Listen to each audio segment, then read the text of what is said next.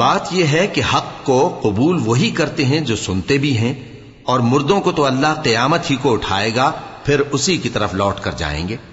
اور کہتے ہیں کہ ان پر ان کے پروردگار کے پاس سے کوئی نشانی کیوں نازل نہیں ہوئی؟ کہہ دو کہ اللہ نشانی اتارنے پر قادر ہے، لیکن اکثر لوگ نہیں جانتے۔ اور زمین میں جو چلنے پھرنے والا حیوان یا اپنے پروں سے اڑنے والا پرندہ ہے، ان کی بھی تم لوگوں کی طرح جماتے ہیں۔ ہم نے کتاب یعنی لوح محفوظ میں کسی چیز کے لکھنے میں کوتاہی نہیں کی۔ پھر سب اپنے پروردگار کی طرف جمع کیے جائیں گے، اور جن لوگوں نے ہماری آیتوں کو جھٹلایا وہ بہرے اور گونگے ہیں، اس کے علاوہ اندھیروں میں پڑے ہوئے ہیں۔ جس کو اللہ چاہے گمراہ رہنے دے اور جسے چاہے سیدھے رستے پر چلا دے۔ کہو کافرو بھلا دیکھو تو، اگر تم پر اللہ کا عذاب آ جائے یا قیامت آ موجود ہو تو کیا تم ایسی حالت میں اللہ کے سوا کسی اور کو پکارو گے؟ اگر سچے ہو تو بتاؤ۔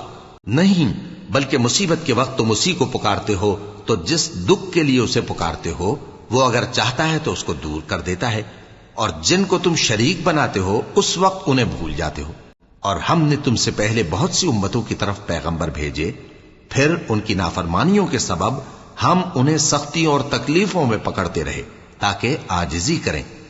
تو جب ان پر ہمارا عذاب آتا رہا وہ کیوں نہیں عاجزی کرتے رہے؟ مگر ان کے تو دل ہی سخت ہو گئے تھے، اور جو کام وہ کرتے تھے شیطان ان کو ان کی نظروں میں آراستہ کر دکھاتا تھا۔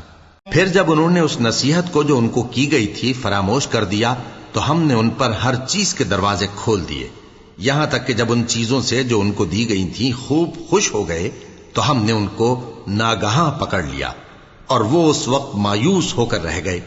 غرض ظالم لوگوں کی جڑ کاٹ دی گئی، اور سب تعریف اللہ رب العالمین ہی کے لیے ہے۔